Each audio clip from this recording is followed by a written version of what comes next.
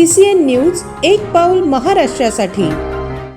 TET अनिवार्यता, संच मान्यतेचे चुकीचे धोरण, पदोन्नतीमधील अन्यायकारक अटी आणि बीएलओ कामाची सक्ती यांसह शिक्षकांच्या विविध प्रलंबित समस्यांकडे शासनाचे लक्ष वेधण्यासाठी आज सर्व प्राथमिक शिक्षक संघटना समन्वय समिती जिल्हा बुलढाणा यांच्या वतीने तीव्र आंदोलन करण्यात आले। जिल्ह्यातील प्राथमिक शिक्षकांनी आज शाळा बंद ठेवून जिल्हाधिकारी कार्यालयावर भव्य मोर्चा काढला आणि आपल्या मागण्यांचे निवेदन मुख्यमंत्र्यांच्या सेवेसी सादर केले। शिक्षक संघटनांनी आत्तापर्यंत केलेल्या वारंवार सनदशीर मार्गाने मागण्या मांडूनही शासनाकडून कोणताही सकारात्मक प्रतिसाद मिळालेला नाही। उलट वेळोवेळी अन्यायकारक निर्णय घेऊन शिक्षकांमध्ये तीव्र असंतोष निर्माण केला जात आहे, ज्यामुळे विद्यार्थ्यांचे शैक्षणिक नुकसान होत आहे। शिक्षकांना बीएलओ व SIR कामातून पूर्णपणे मुक्त करावे, कार्यरत शिक्षकांसाठी स्वतंत्र टीईटी परीक्षा ऑफलाईन पद्धतीने घेण्यात यावी, पदवीधर व विषय शिक्षकांना सरसकट वेतनश्रेणी लागू करावी, 15 मार्च 2024चे अन्यायकारक संच मान्यता धोरण रद्द करण्यात यावे, पदोन्नती प्रक्रियेत सेवाज्येष्ठ शिक्षकांचा समावेश करावा आदी मागण्या शिक्षकांच्या आहेत। आज झालेल्या या मोर्चामध्ये जिल्ह्यातील सर्व प्राथमिक शिक्षक संघटनांचे पदाधिकारी आणि शिक्षक मोठ्या संख्येने सहभागी झाले। तसेच शिवसाई परिवाराचे अध्यक्ष श्री DS लहाने सर यांनी या आंदोलनाला पाठिंबा दिला आहे। मागण्या मान्य न झाल्यास आंदोलन अधिक तीव्र करण्याचा इशारा समितीने दिला आहे। संपूर्ण महाराष्ट्रातील प्राथमिक शिक्षकांसाठी शासनाने टीईटीची अट लागू केली, म्हणजे टीईटीची परीक्षा पास झालं पाहिजे। वास्तविक पाहता प्राथमिक शिक्षकांच्या अगोदर ट्रेनिंग झालेले असतात आणि त्या अनुषंगाने त्यावेळेची पात्रता पाहिजे, त्या पात्रतेनुसार ते नोकरीवर लागलेले असतात।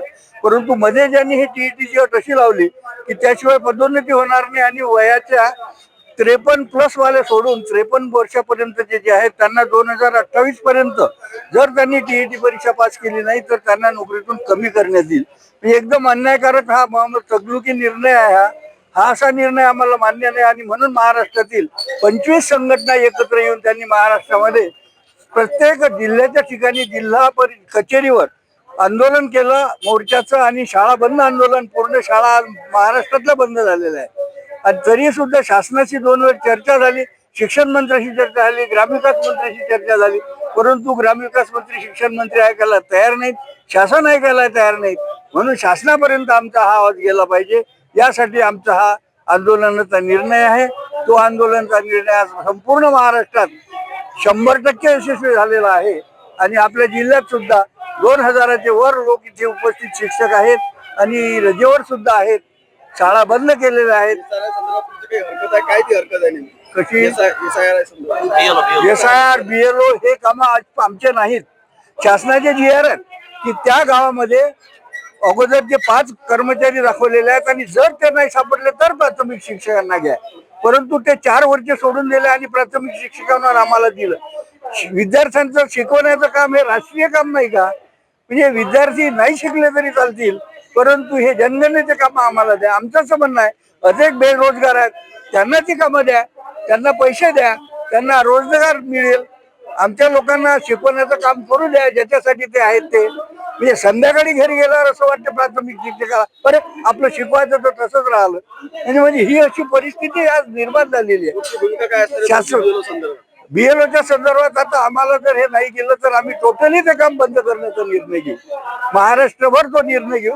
काय जे आमच्यावर कारवाई करेल गव्हर्नमेंट ते करेल। नाही, आता राज्याची बैठक होईल, 25 संघटना आहेत आमच्या, त्या ठिकाणी आमचं ठरलेलं आहे 25ची मीटिंग होईल। 25 संघटनांच्या मीटिंग नंतर आम्ही हा निर्णय जाहीर करू। शैक्षणिक विद्यार्थ्यांचं फक्त शैक्षणिक नुकसान होते BLOमुळे की अजून दुसरं काही? नाही, विद्यार्थ्यांचं शैक्षणिक नुकसान सर्वात मोठं आहे।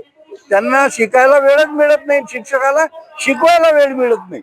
इतर बाकीचे कामं आहेत भरपूर, एकच नाही, जवळजवळ 15-20 प्रकारचे अशैक्षणिक कामं दिलेले आहेत। इकडे गव्हर्नमेंट शासन निर्णय काढते की अशैक्षणिक कामं प्राथमिक शिक्षकाकडून काढून घेतलेली आहेत, परंतु मागच्या दाराने हे सर्व कामं प्राथमिक शिक्षकाकडे आहेत। प्राथमिक शिक्षक हा प्रामाणिक व्यक्ती आहे, त्याच्यामुळे आम्हाला त्याच्याशिवाय पर्याय नाही। म्हणजे मग आम्ही अप्रामाणिकपणा करावा का, हाही आमच्या मनामध्ये निर्माण झालेला प्रश्न आहे। म्हणून आमची विनंती आहे तुमच्या पत्रकार मंडळींना सुद्धा की आमचा हा जो मोर्चाचा आवाज आहे हा शासनापर्यंत पोहोचवा। सर्व वर्तमानपत्रामध्ये, सर्व मीडियाच्या माध्यमातून सर्वत्र याला जाहिरात द्या आणि प्रकाशित करा अशी आम्ही तुम्हाला विनंती करतो. आज शिक्षकांच्या विविध मागण्यांसाठी या कलेक्टर ऑफिसवर शिक्षकांचा मोर्चा आलाय. खरं म्हणजे टीईटीची जी परीक्षा आहे ती परीक्षा रद्द झाली पाहिजे. आज शैक्षणिक कामातून त्यांना ते कामं कमी होऊन त्यांना शिकवण्याचंच काम दिलं पाहिजे. चुकीच्या पद्धतीने ज्या संच मान्यता झाल्या त्या संच मान्यता सुद्धा अपडेट झाल्या पाहिजे. या सगळ्यांसाठी यांनी या सगळ्या न्याय मागण्यासाठी यांनी हा मोर्चा केला. खरं म्हणजे माझं तर म्हणणं असं आहे की शासनाला या अनुदानित शाळा ज्या आहेत जिथे पैसा खर्च करायला लागतो त्या शाळा चालू द्यायच्या नाहीत. यासाठी जे शासन सगळ्या या पद्धतीनं वेगवेगळ्या प्रकारचे कामं शैक्षणिक कामं या शिक्षकांना लावतायत. आज बीओलोच्या कामामध्ये शिक्षक जर गुंतला असेल तर शाळेवर तो कुठून शिकवणार आहे? त्याला कसं काय त्या ठिकाणी शिकवता येईल? तर ह्या सगळ्या ज्या गोष्टी आहेत या शासनाने निश्चितपणे याचा विचार केला पाहिजे आणि शिक्षकांना न्याय दिला पाहिजे. अन्यथा हे शिक्षक अजून पेटून उठले तर जो पिढी घडवतो तो काही करू शकतो हे निश्चितपणे शासनानं बघितलं पाहिजे. मी आमच्या उद्धव बाळासाहेब ठाकरे पक्षाच्या वतीनं या आंदोलनाला मी पाठिंबा जाहीर करतो.